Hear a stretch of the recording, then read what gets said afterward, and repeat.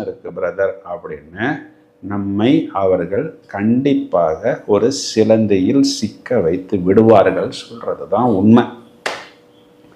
இது காலகட்டங்களில் 9ஆம் இடத்தில் இருக்கக்கூடிய செவ்வாயை குரு பார்க்கிறார். இது எப்படின்னா, மூன்றுமே திரிகோணம். நம்ம ஒரு திரிகோணத்தில் போய் உட்காடுறோம், இன்னொரு திரிகோணத்தை பார்க்குறோம்.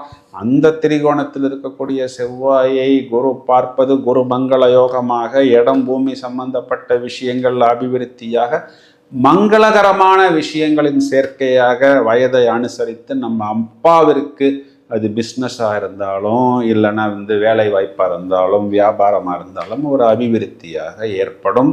இதையும் தவிர நம்மளுடைய லாபஸ்தானத்தை பார்க்கிறோம். நானே என்னுடைய லாபத்தை நேரடியாக 7ஆம் பார்வையாக பார்ப்பது, ஜீவனாதிபதி லாபத்தை பார்க்கிறது, பாக்கியத்தை பார்க்கிறது. அப்போ இந்த 9, 10, 11 பூரணமான அனுகூலமான அபிவிருத்தி பலன்களை பெறுகிறது. அப்படிங்கும் பொழுது நாம் லாபத்தை அடைந்தது